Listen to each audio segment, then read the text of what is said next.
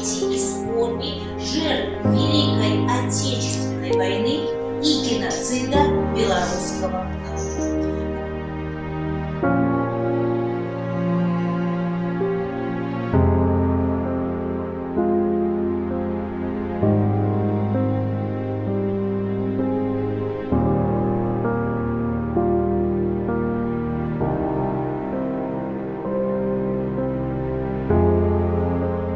Thank you.